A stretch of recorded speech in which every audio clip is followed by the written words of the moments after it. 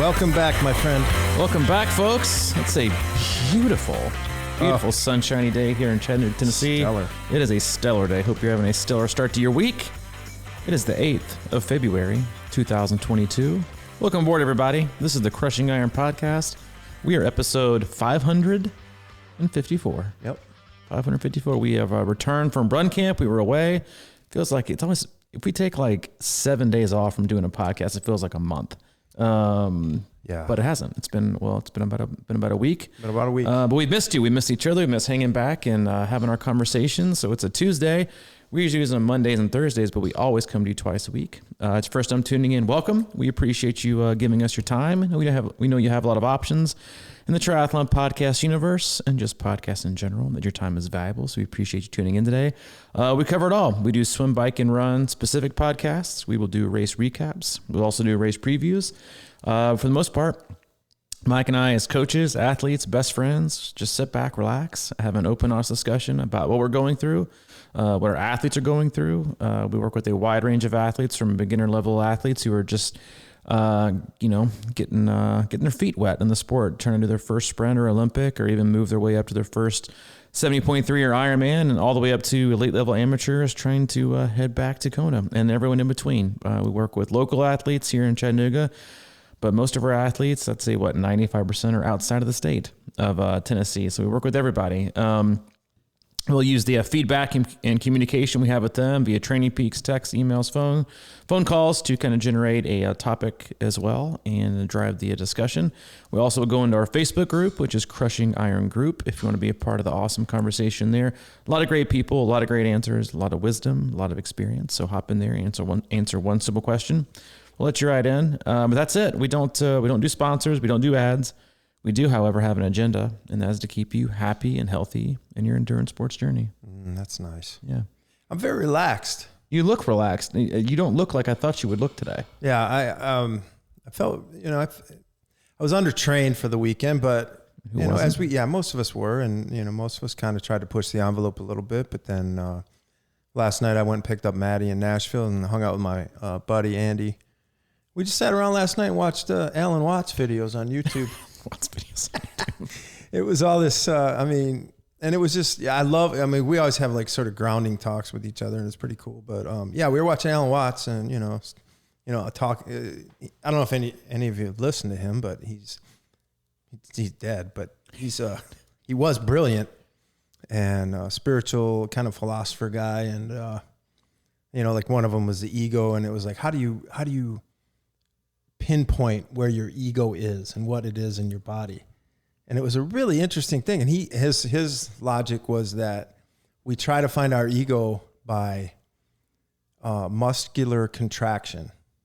I can't give it justice, but like this idea of get your shit together means you clench up, or we get tension. Tight. Yeah. So I've been thinking a lot about tension, and like when you can kind of let go of that and how that transforms into better performance and things like that. And just in life in general, just having less stress on you. We talk about stress a lot, obviously, but it was sort of this discussion about low level stress and how it's that thing about like focus on something, and you try to look harder, but it doesn't help your eyes, or, listen up or whatever. When you kind of squint and you try to listen to something you can't, it doesn't really help, Straining never helps. Yeah. And I just think that has an interesting translation into, kind of like, that's sort of what I always try to impart on athletes, is this, like, you gotta be relaxed. And, like when we were out running, obviously running would be a good topic for today because we just came off a boatload of it. You probably ran about 60 miles, I'm guessing.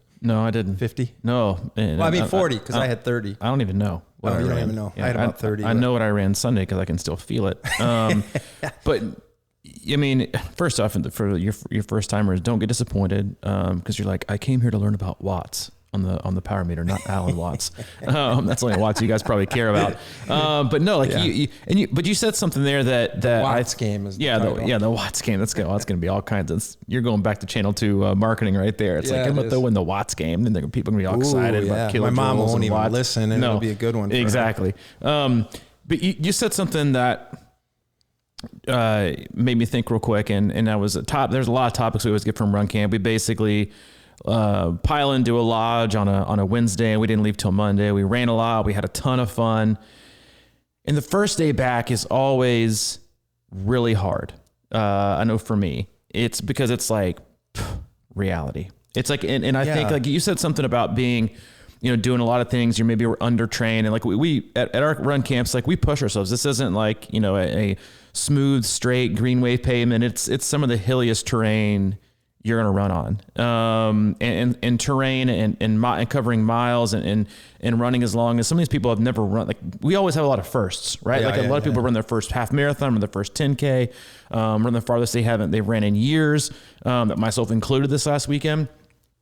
And you brought something up with the tension and how, and how stress impacts our life. Right. And I always come back from run camp and you dig back through Training Peaks, which is where our athletes leave comments, and we distance ourselves from that during run camp. A lot of people say like, I want to go back. It's such a great, time to be away from reality and away from the responsibilities and the chaos and the obstacles. And like, you're kind of separated from life, right? And all the additional stress that life has and the conversations and what you choose to pay attention to. I think we all generally have this base level tension, right? Of stress that we have just by the conversations that we have, and caring about people. But at run camp, you're in this kind of vacuum, right? It's not reality. Okay. It's you're 24/7 surrounded by really awesome people that are super positive, that are incredibly caring, that everyone's being totally authentic, and just like you're about to embark on some of the toughest things you've done in a while, but literally no one bats an eye, right? It's like, it honestly, it comes easier. And so while you say like, we go into this kind of untrained, I think when you take the untrained part, because a lot of athletes did, they push themselves well beyond what they would quote unquote think, they might be trained like, Brian Snell. He's like, I've run over a half marathon, and when we're talking about like tough, we mean like one 4.4 mile loop we had was about 900 feet of elevation gain on all trails and gravel. It's tough. And he's like, I haven't run over that. He's like, how many loops you gonna do? And I was like, you're doing at least a half, right? Because like, I don't advocate being irresponsible all the time. Obviously, like in fact, we're probably one of the more safer, like responsible podcasts people listen to. It's like, oh, well, you got to push the needle and go big or go home. But that's like to do like once or twice a year, right? It's about an experience. And for most of the athletes that we had out there, it was an experience. But I think we're able to do things we never thought we were capable of doing for two reasons. One, the environment and positive peer pressure, right? It's huge. Positive peer pressure in a way that is transformative and empowering. It's not because when you have really, really hard environments or courses, people tend to free themselves from this box of checking a success or a failure, right? Oh, I think I'm going to have this kind of a pace today, right? Or I'm going to cover it in this time. No one literally had that goal. It was just, let me see how far I can push myself today. And that in itself was the win, right? It was just the time and the effort we put in. But I think what allows us to do that is not just the positive peer pressure, the environment, the lack of expectations, but the other thing was that you wake up on a Sunday morning, it's beautiful outside. You don't have to worry about work or family, right? Or these other obligations or the stress of the world. You're kind of, again, like confined to this almost like stress-free bubble that I think allows you to kind of shed that residual inflammation and fatigue and that tension you were talking about in the Alan Watts video that prevents us from performing our best.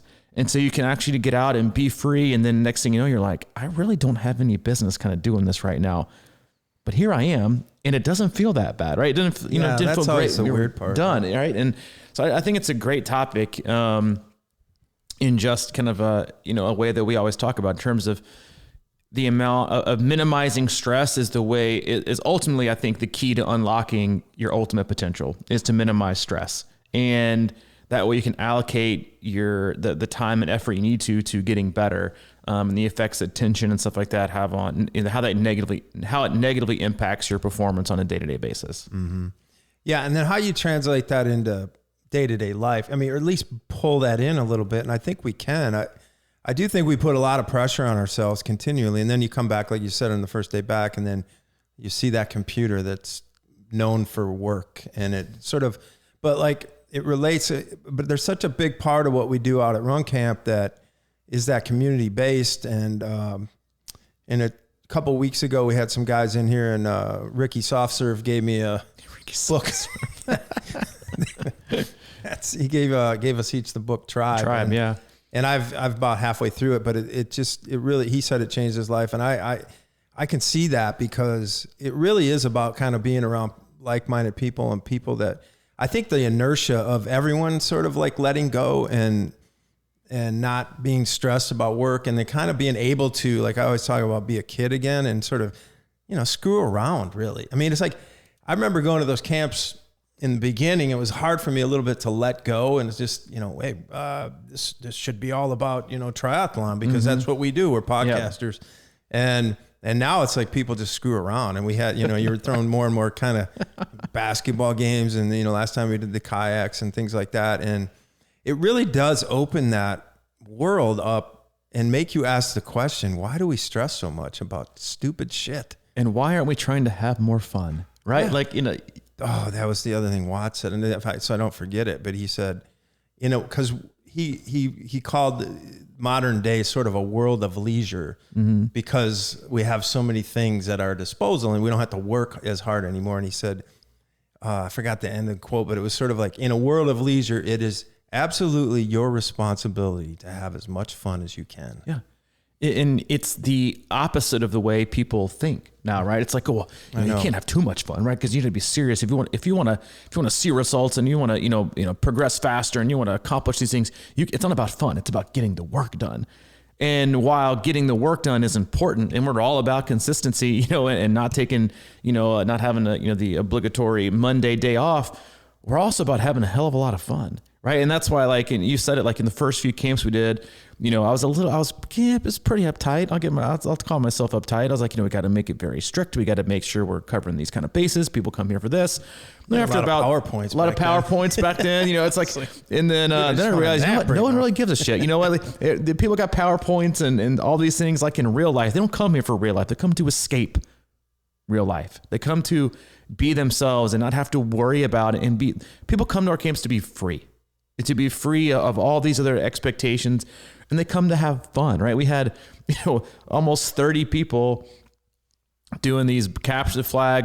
And listen, first of all, if you want to figure out what sport you should be in, come to one of our camps, play basketball, capture the flag, and remind yourself why you don't play sports that require agility. Because it was as outstanding and as accomplished as a lot of our athletes are, it was very obvious when we played capture the flag basketball that we are north-south athletes. There's very little vertical, there was very little agility, and some people straight struggled. But it was an absolute blast, and I think there's this.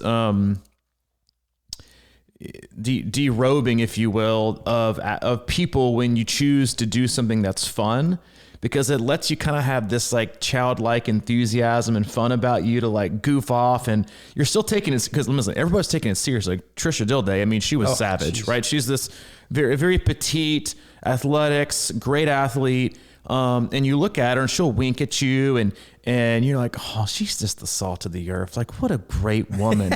And then you're playing these games and she's not on your team. You're dead to her. I mean, she will straight trachea, karate chop you, and you're done. Right. And there was no, she was just savage. Okay. She was straight savage. I love you, Trish, and I'm glad you're on my team, because I wouldn't have had it any other way. Probably why you guys won every. Exactly. But she was a great competitor, but still to be able to like laugh, because listen, from the time we wake up, from the time we go to bed, we have expectations, we have responsibilities, we have these things we have to do. And the daunting nature of the amount of those, it's like the avalanche of feeling and emotion and stress. I think we crumble right under it sometimes, and we tend to like, we don't have time for fun. Like, I don't have time to smile. I got to do this and I got to do that. And we end up and I'm also terrible at this, even though it's like one of the most frequent pieces of advice I give to our athletes is like, listen, take time for yourself. You can't take care of all these other people you're trying to take care of unless you take care of yourself, or you're going to burn yourself down to the ground. And it is one of those, and that's like one of the things I was reminded of first, like just scrolling through Training Peaks comments and listening to people kind of vent and talk through like how absolutely impossible, life feels, for some of them and things are going through, is that, life is hard enough, right? I know we say this a lot, and life is hard enough. And I think everywhere you look, there's this expectation everything is, I think, marketed as an expectation to either lose weight or to be stronger or to get faster, to be able to go long. It's like everything is numberfied, and everyone wants to be onto a sign like a number is like, well, how many miles did you gain at camp? Like, how much was your elevation? While some of those things I think are neat to look at, if you had fun and you learned something about yourself like that. So the last night of camp, we said, all right, who before we ended it, we were having dinner, and I said, all right, raise your hand if you found something inside yourself you didn't know you had, earlier in the day. I think almost everybody raised their hand, right? It was myself included. It was, I was able to dig deeper than I've dug in a long time. And you even called me out and you were like, I haven't seen your face like that in a long time. Like I dug deep. I dug deep. And I haven't dug that deep in a while. And I don't dig deep. I don't dig deep often for a reason, but, it was one of those kind of, I think the environment we put ourselves in, and this is something I think we can do a better job, even just like, if you're self-coach, you're training alone or you're on a team, whatever, is like to have fun with it, right? Because adding, like you said, like, we add stress to our life and we remove more fun, right? We add responsibilities and we remove things that kind of like, that we have the opportunity to kind of just express ourselves, right? And figure things out. And triathlon, honestly, unfortunately, I think is going so much in that direction with how obsessive the numbers and the data and the measurement of each and everything we do now has become so marketed with training apps and comparison and Strava even does this. It's like, I'm going to do this because I want to give them like what happened is kind of like disappearing in the woods and not telling anybody about what's going on and, what you're doing. And it's just one of those things where you can't replace it. Like, I know you did most of your run alone, solo. I did all of mine alone, no music, no nothing, just me and my mind and time and working through feelings and thoughts. And I think that's why I went longer than I didn't, people ask, how are you going to go 3 loops? Or are you going to go 4? And I was like, I don't really know yet what I'm going to do. I don't know if I want to just kind of get it over with and be done, and maybe kind of go faster and finish with 3 and just be finished. Or do I kind of want to just be out there in the moment and see how I'm feeling? And because I think one of the important things that we can figure out as athletes is, what do we need? Right? Do I need to go fast and go that next level of pain, but get it over with quicker, right? And be on course a little bit, less time, or have a training session that's shorter? What do I need? Or do I need to just kind of push the needle a little bit further than I have before? That's in a careful way, but just also giving myself more time to be in a moment where I got my phone wasn't even with me. No phone, no music, no run buddy.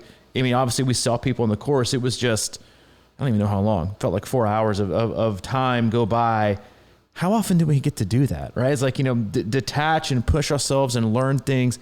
And it was what I needed. And I know you read this a lot with the athletes you work with, and I do too. But sometimes when people kind of go rogue and they're like, I just needed this today. And I think that's a skill, is knowing what you need and how to get it.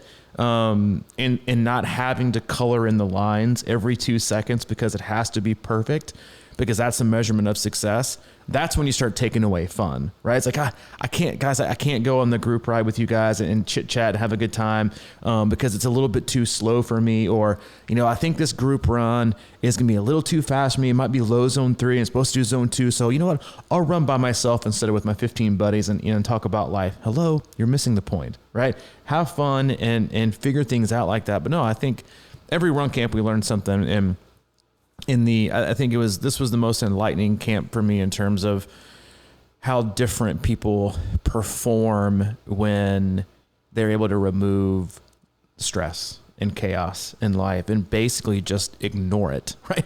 Ignore it, pretend like it doesn't exist. And then you come back to it. And that's why it's and I think that's why people have like that Ironman depression, right? Mm-hmm. They they just basically put on blinders to life and these other challenges they have, and it's all Ironman all the time. And then as soon as they cross the finish line and there's nothing left, they have to kind of open their eyes and they're like, shit, it's all still here, right? It's like, you pretend like, it's like putting, your mom asks you to clean your room and you're like, just put everything under the bed, right? And then it's still there. The mess is still there. And I think that's the hardest thing when you come back from your big race of the year and you're taking time off and there's no race in the calendar. You come back from a camp or a vacation, whatever, is that the mess is still there. And then how do we go about managing the mess while still allowing ourselves, the mess of life, while still allowing and managing ourselves to still have fun and get better and enjoy what we're doing? Yeah. For me, man, I was going into that half marathon day. I was on the verge of like a little hamstring problem and a IT band issue acting up the couple days before that. And so my goal, what I needed that day was just I wanted to get through it without dealing with some stupid injury or pain or something like that. So I trained, and like I was talking about, train to heal and train within yourself, but there's always that damn bar, right? It's like last time we did this and we had to switch the course this time, and it ended up being harder than the last one. But I still had my mind like my average pace from last time or whatever. And at some point I just let that go. And you're right. I was on my own, and cause I felt like I really needed that. I needed to just be moving. And I, had this idea that, every loop I will walk less of a hill. That's kind of how I approached it last time, but I actually felt better. This time I hadn't been running a lot, and I was just kind of trying to get through it. But I used that whole experience in my mind to kind of settle my mind and be okay with whatever, because it's not like anything important. But when I started to get in that mindset and I was doing that hiking up some of those hills, and by the way, when a course is tough, when the running parts are easier than the rest of it. No you know kidding, what I mean? Dude. So it's like some of those are really pinchers, but like just to sort of be in my breath and kind of be comfortable with knowing the idea that I was doing something good for myself. And 99.9% of the world wasn't doing anything like that today. And here we are just out in the middle of nowhere, just doing these things. And you knew, even though it was hurting and it was going to hurt afterwards, that it was a good thing to do because it just felt right, even though there was pain and struggle. And when you can find that sort of like level of stuff, and it did turn more fun on that, and like you're saying about how competitive that basketball game got. And I realized that, even the dumbest games, like we were playing board games, and I kind of had this like tension in me about winning, and like it was going to be written down and posted all over the internet, and it was going to go against my social credit score and everything else. Like I can't win at the game Shadow or whatever that thing was called we were playing. Is that what it's called? I don't think so. You guys were intense. It was a fun game, but I kind of got to the point where it's like, it's a game. So then I started doing risky things in the game, right? It was sort of like doing dumb, but memorable, kind of like trying to go above and beyond and have fun with it rather than being so calculated and to win this thing. Like, so what? Like kept playing over and over and over, and it wasn't like we were keeping score of that. And then same with the basketball. Like you get into this thing where you really want to be the winners of that capture the flag thing. And like anything that throws you off of that immediately gets you uptight or something. And I just wanted to let go of that. Like, I don't give a, like, it was fun to go out there and just screw around. When our ball got kicked away, I'm not going to say who did it. Trisha went over the hill. I had to chase it down, and I'm running down there, and the grass was slippery, and I totally bit it and flew down the hill. And it was actually fun. But at first I remember thinking, damn it, we're losing time and we're not going to win. But the whole experience of flying down a wet grass hill with the danger of rocks looming was kind of exciting. And it was actually one of the more memorable times of the weekend for me. It was memorable for me. I was like, where'd he go? Where'd he go? But yeah, I mean, it was just, man, it's just like, how do we calm down about this shit, and feel good? Because the more tension and pressure you put on yourself all the time in training, I think it's a bigger factor in fatigue. Well, I think a huge piece of it, and I think this is a large piece of how we're all wired, and honestly, probably something that's not discussed enough with coaches and athletes, is that a lot of us have this, inherent feeling about ourselves and what we should accomplish and also what we're not capable of. Right. And no offense to all the parents out there, but we can all blame our parents for a lot of this, or bad coaches when we were younger. It's like we have this inherent, like I said, like just gut feeling or this belief about ourselves of what we can and what we can't do, or what we should and what we shouldn't do. And what that does, it prevents us from having these kind of freeing moments of doing things. And I think this is one of the things and we've talked about this, and this is one of the very first conversations I had with you when I started coaching with you a long time, 8 years ago, is you answering a lot of questions. And I said, we only got to do it once. Right. And that's it. Just one time. Right. Mm-hmm. And I think that's like when you train responsibly, right. And you said, some people you're kind of undertrained to do this, but really not. Right. Because when you're consistent and you train a lot, you can hang out within striking distance, do something and not injure yourself, right? It's not being irresponsible.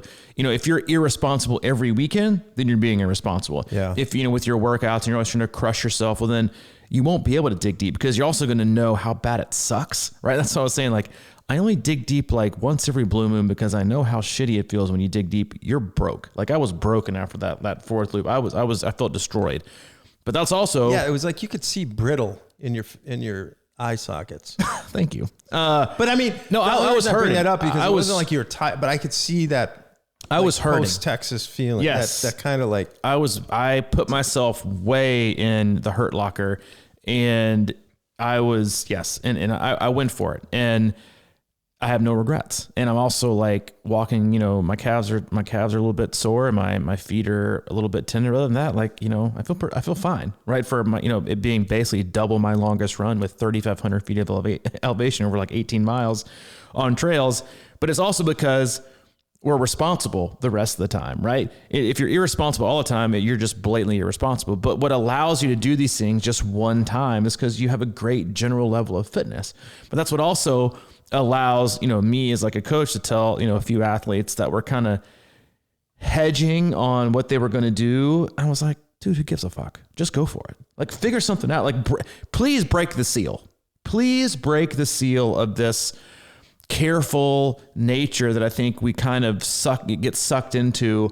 Again, it's not about being irresponsible. It's about holding ourselves back because that's also tension, right? They're like, I haven't run that long in 20 years. Well, whose fault is that? Right? Like, It's not that you can't, it's that you've obviously chosen not to. It's not that you're not fit enough. It's that you just keep telling yourself you can't or you shouldn't. And we always end up becoming what we tell ourselves, right? And you are the main character and also the author of your story. And you can write yourself whatever story you want to have, and that's what it becomes. And so there were a few athletes I had to say, like, listen, you need to be, you need to break that psyche and that mold of I can't do this and I can't do that and bust through it. Because once you kind of walk through that door and you're like, oh, you know what? Okay. That really wasn't that. Oh, it wasn't that bad. Well, shit, what else am I capable of? Like, then you kind of open, then you stop like, ramming your head against this dead end of what's possible with your training and in life. It's like, oh, a whole nother door opened up, which is also kind of scary, right? For people. And I think that's why a lot of athletes don't do things. They're like, so I can't, wait a minute, I can do this, but it was a lot more fun telling myself I can't. Right. And I honestly believe some athletes find comfort in the amount of things they tell themselves they can't or shouldn't do because it keeps the pressure down, right? It keeps a low level kind of, well, I can't or I shouldn't. And so it prevents me from setting a bar or pushing myself harder or, forcing myself to go longer and figuring things out because I've already told myself I can't. And so there's safety in that. There's safety in being too careful or making excuses for yourself or convincing yourself you shouldn't or do this. And it's become very, very common for people to have that kind of like base level, I can't or I shouldn't. And then there's some athletes you have to be that have that and you think, okay, you know what? We're not doing this anymore. It's time to get out the door and go do something you've never done before. And then when you see them do it and they're able to do it with like maybe not relative ease, but with a pretty solid, ability to do it, and they're not shelled when they're done, you're like, see, like I told you so. And to see like it's like you can watch someone physically figure something else out about themselves with their facial expression when they finish doing something like that. They're like, they have this, like, I can't believe I just did that. Like, 'cause we had a lot of people, like when we did the course recon the day before, that were like, I really don't think I was prepared. I didn't have this in mind, Yeah. And that's kind of like one of the bad parts of like doing a preview, yeah, is you kind of know what you're getting into. Right. Yeah. And you're like, God, and you know how bad it's going to hurt the next day, and you know what to expect. But there were also a lot of athletes that said, you know what?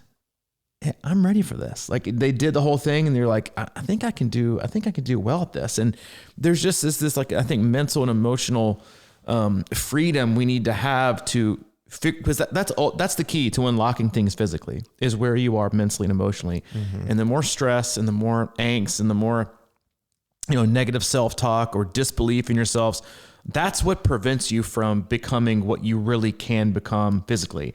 It very, very rarely has anything to do with your actual athletic ability. Most people are quote unquote unathletic because they call themselves unathletic. So they don't push themselves to do athletic things, or they're not a long distance athlete because, you just basically choose not to do long distance like racing, which is fine, but don't say you are or are not something unless you've actually giving yourself the freedom to figure out what you really are. Mm-hmm. And I like what you say about, like, I always like to talk about being confident, even in the undertrained situation, because you got to do it once part. That's so important to me, because I think, especially if, people who have been doing the sport a long time and they have, good training blocks and a few months of really good training during the summer or whatever, and they got that race coming up. And it's like, I just feel like, at certain times of the year, I mean, when the off season comes, and a lot of people do work hard in the off season, but a lot of people don't. And I just feel like you get trapped in this triathlon cycle of thinking that you can get better, the last few weeks or month before you race, or getting, like really make great gains then. And I just think it's not, personally, I think that you can dial a few things in and maybe understand a few things better mentally and get to the place of understanding of pacing better and things of that nature. But to think that you always have to go further and further and further and push and push and push, I just don't know. I mean, especially when you think about long course and triathlon, and how important it is to just be strong and mentally in a good place going into that race. And there's just like, I mean, I look back at it again, it's like, I swear, I think I believe that so hard because that year I did chat full with a 3.5 hour trainer ride as my long ride. Mm-hmm. And I had my best bike. So, at 50 some years old. So how do you reconcile that?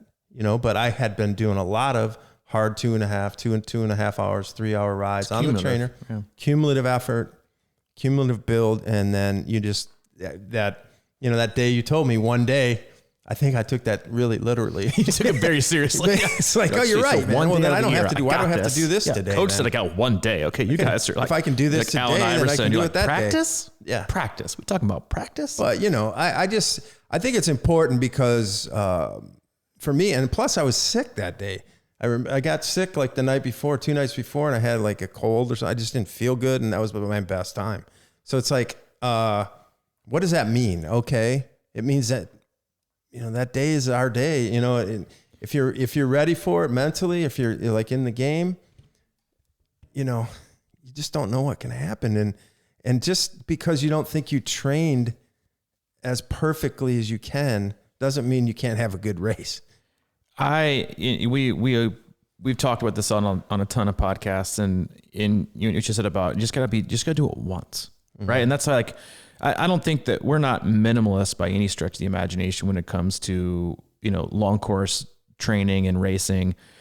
But I am of the mindset of, I'd rather you be really, really, really fast and us not train, quite as much distance, and save that time. And you come into race day mentally and emotionally fresh and crisp and chomping at the bit and physically ready to go. What you don't want is an athlete that is burnt down, broken, exhausted, and has gone to the well every weekend, right? The last 6 weeks, right? They did their 7-hour bike ride and 2-hour, brick run, and they did their race simulation, like they're in Top Gun, and they did all these things. And and basically broke themselves weekend after weekend after weekend doing these, specific number of centuries you're apparently required to do for an Ironman. And they got 20-mile plus runs they've got to do, and a couple open half marathons, and 2.4 straight miles, miles straight swim in the pool. And then you ask them to go to the well on race day, you know what they say? I've been to the well too many times. No, thank you. Yeah, right? Like I don't want to go. Because here's the problem. You know what's in the well. So do you want to go to the well? No, you don't. Because you know what it feels like. Like once it's over, it's the best. But you can only go there so many times. Like we talk about burning matches a lot. Like you've probably only got 1 or 2 matches to burn each year physically at a race. So that's why it's important to know what 2 races you have, or you really want to go after and burn that match. But it's not just a physical match. It is a mental and emotional match to burn. And especially when you don't strike it a lot, or you don't go to the well, you want to go to the well when there's a lot of water, and you want to go to it and you want to bring it all back. You don't want to go to the well on race day, but you've been the last 8 to 10 weeks, and you show up to the well and you got to dig deep at mile 5 of the run. And guess what? Your well is dry. You got nothing, and you got nothing left. You're done. And you don't want to know how hard it's going to be. You just know you got to do it one time. But if you're fit and you're fresh and you're fast, then you are much more capable of doing it than being a going to the well or burning the match repeat offender. Because you keep going to, it's like you see it so often. Like, and I see this as a coach. I've witnessed it, on the course as an athlete. I've seen it with athletes in previous training before we started working together, that so many athletes don't walk the back half of the marathon or the last 5 miles of a 70.3 because they're not in shape, right? Mm. It's because their match is brittle and broken from having tried to strike it so many times the 2 months prior. The point is to build up your match, right? Or to, fill up your well when you get to race day. It's not about burning the wick. It's not about lighting the match frequently. Have you ever tried to relight an already lit match? It ain't gonna happen, right? It's gonna break, right? Same things with the analogy of going to the well. You can only go so many times or it's gonna run dry. And that's not just a physical thing, but you watch people who broke themselves in training, preparing for the day they were trying to accomplish. It's 3 to 4 to 5 weeks in the making. You can also see people who have really, like you said, maybe undertrained or had no business, quote unquote, compared to, how people see training. Like, you don't have any business doing this. But if you're fresh enough so you know what it's like to go to the well. I know what it's like to go to the well. Like you said, I haven't gone that deep since Texas 70.3, like 4 years ago, when I had that face of like, I am totally empty. I have nothing. And that's when I can't hear people. Like, you were like, hey, did you hear what I said? When I passed you in the course, I was like, I had no idea. I was just trying to focus on one foot in front of the other. But if I had gone there 6 months ago, nah, memory isn't short when it comes to stuff like that. Memory is long. You're like, God, I'll do 2 loops today. I'm just going to check out, supervise and make sure everybody got, it's easy to check out when you know what the pain is going to be like. But if you have cause you go on the defensive, but when you have the offensive mindset, I got this. Like you said, I'm only going to do it one time, right? It's not about being underprepared. It's about being adequately prepared to do what's required on the day and to only do it one time. And that is a cumulative effort of the amount of time and fitness you put into being mentally, emotionally, and physically ready. Mm-hmm. And I think it's important to point out too, that it depends on your temperament, right? Because certain people are comfortable with, 2.5, 3 hour runs. They've been doing it along, because for me, it's all about lifestyle. It's about your stress level. It's about your history. It's all this stuff, right? And if for whatever reason, a 13-mile run is no big deal for you, and you're strong and that's kind of not your, digging in the well spot, that's fine, I guess. But certain people like me who don't do that very often and kind of flirt with empty wells a lot, kind of get to that point where it's like, I gotta prove that I can go a certain distance or this far today, rather than, really building your training up in an appropriate manner, I guess is a way to look at it. Because like, what good is it going to do you to ride 500-mile rides 5 straight weekends if it really beats you up? And like by the second or third one, you're like, well, I got 3 more of these to do. What's the point then? It's like, I would much rather go out and ride 70 miles with some good hills and some really good stuff that's not going to like shell me for the next 3 or 4 days, and just get out, really make a good workout. And like you said, you sort of got to leave a little on the table. You can't go out and do a Ironman practice day. I mean, the whole thing, that'd be dumb. We do it occasionally over 3 days, the distance or close to it, or at least times in the ballpark of that, which is fine. But like, I think certain people are better at going longer, and certain people like me, who just, the endurance distance doesn't feel that great to me. That's why I like that we do out at Run Camp, because it's hills. It's a lot of like strength work. It's hiking. It's more explosive in a lot of ways than just kind of keeping a pace for like, 2.5 hours, which absolutely drives me bonkers. That's just how I am. And I think it's self-defeating almost to do those sorts of things when I know that particular day of the race, I'm gonna end up doing it. And I know I can do it. It's like I've talked about. It's just sort of having belief in yourself, or confidence that you can find something in yourself.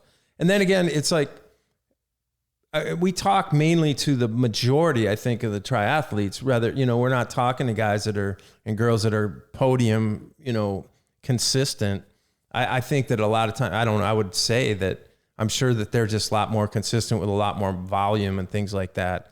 But you can get to that point, obviously, but to force yourself there isn't going to happen. And like, what was it for Daniel who said that you'd rather have a little uncertainty about the day than confidence with it, or like total belief that you can go the distance because you've. Yeah. Sebastian Kienle said before he won Kona after he's coming off an injury, he said, if you're confident you can do the distance, then you've trained too much. Then you're overtrained, right? If you're not worried you can cover at a certain speed, then you're not, and then you're probably overtrained. Yeah, at a certain speed is the key. Yeah, you're overtrained, and that's like, I think like what you said about what the amount of time I do best with is something we've discussed a lot, and I kind of know about me is I think everyone knows their most comfortable level of pain, right? That they're the best at, because with each level of pain, right, is also like they're on the other side of the coin is the amount of time you can withstand said pain, right? Some people find themselves being a lot better at the 5K pain, right? They can go all out and they can blister it, and they can go to the well, break the well, sledgehammer, find more water underneath, and just go for it. And it's excruciating. They can barely breathe. Everything in your body hurts. You're gasping for air, but it's over in 17 to 20 minutes, right? Some people gravitate towards that kind of pain. They do well at higher pain, shorter amount of time, right? Because you can't have that high level of pain. You can't have it for 4 hours, right? Some people have, and this is me, I don't like going there. I don't know if it's like the self-governing part of my mind that's like, no, that seems too risky. That hurts way too much. I like that, like what we did Sunday. I always gravitate towards, all right, I can handle this level of, uncomfortable type of pain, but I can handle for a while, and I can probably handle longer than you can, right? And to me, that equates to a certain amount of speed. Like, so I think everyone and I think it's important to know your strengths in terms of like, what kind of pain threshold are you most comfortable with? Like, most people, get uncomfortable, get comfortable being uncomfortable. Well, no, you just need to know what level of pain you like the most, right? Some people like it for 5 hours. Some people like it for 3.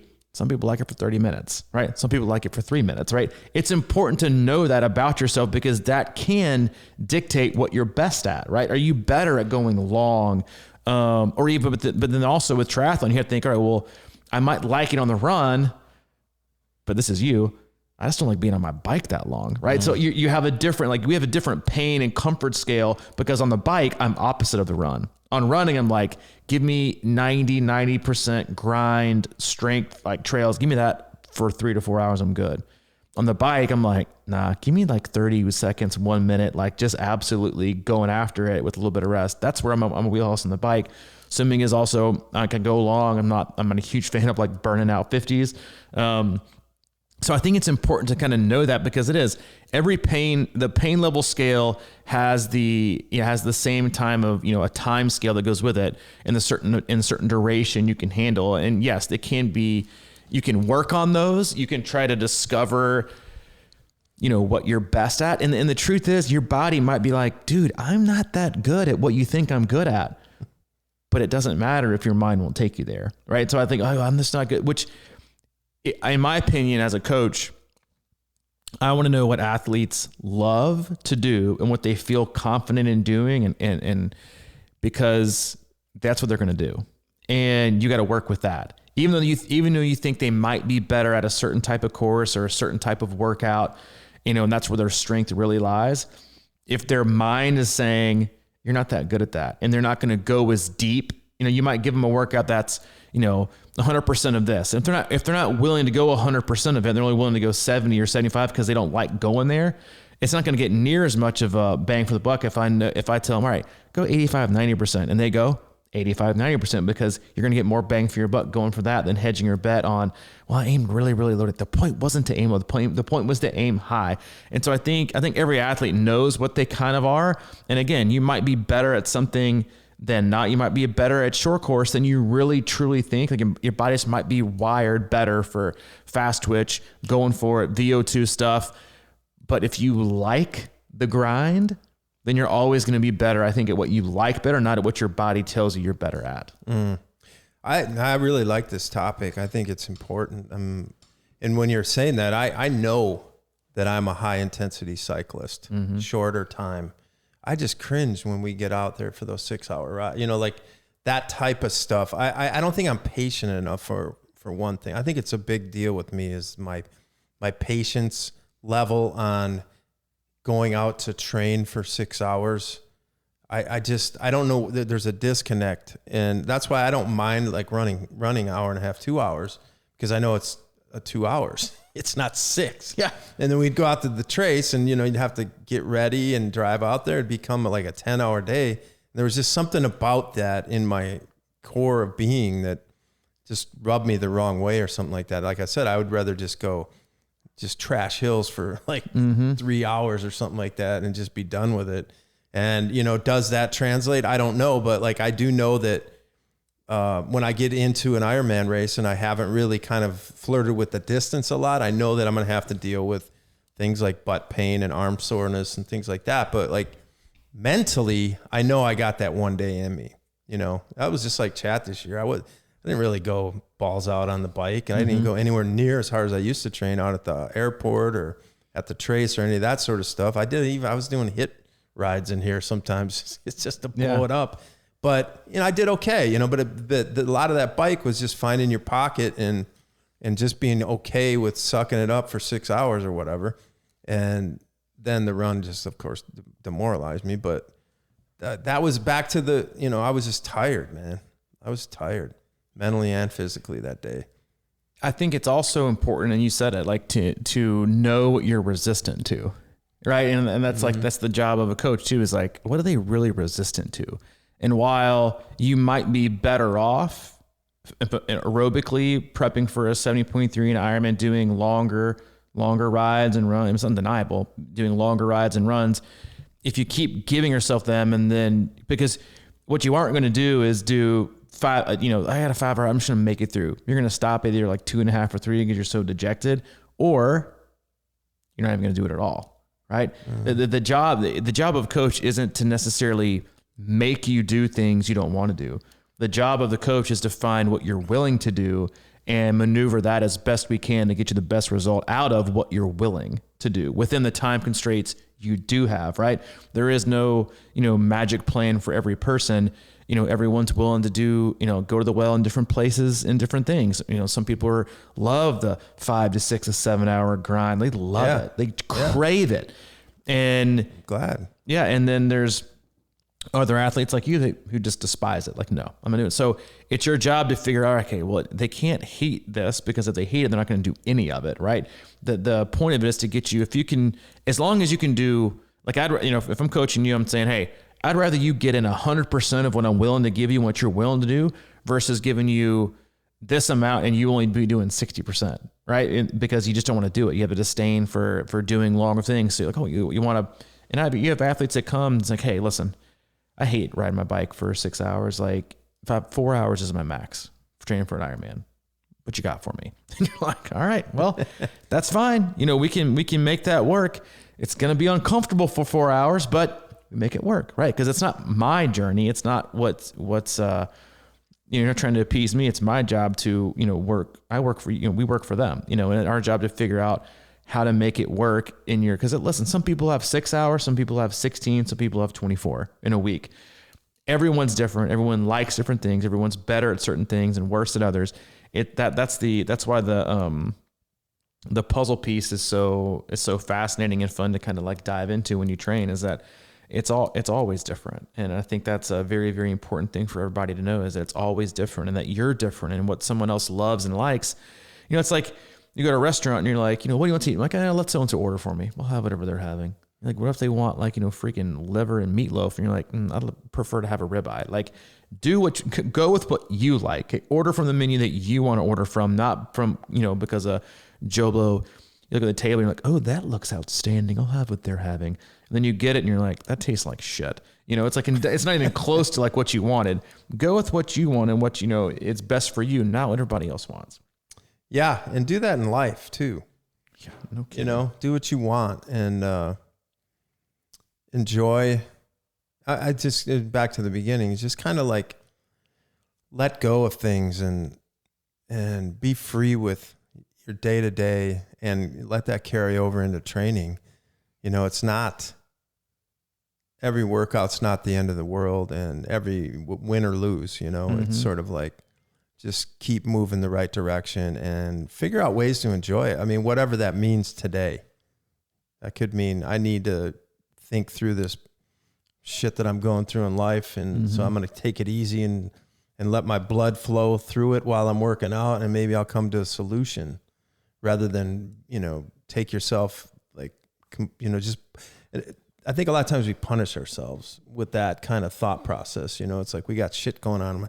Today I'm just going to go smash it and forget about it and not think about the proper way to sort of treat yourself as a human or something like that. And, I don't know, just a quick thought on like, if you're really more of a shorter biker like me or that kind of workout, one of the things I think I have to remember is that I need to adjust during the race, after that case, it's like, I can't push the same level if I'm not, at that aerobic level. Yeah.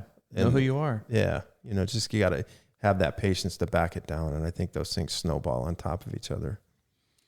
All about snowballs. It's all about, we didn't have enough snow. No, we didn't have enough snow, but we know a lot of you did. You're having a lot of snow everywhere but Chattanooga. Hope you enjoyed the podcast today. We'll come back to you on Thursday. As always, it's a pleasure. We missed you. We appreciate you, our listeners. And if you want to, head over to iTunes. Give us a little bit of review and show us a little bit of love. It doesn't gain us any sponsors, but it's always helpful in gaining new listeners. And that's all about expanding our community and helping the sport of triathlon.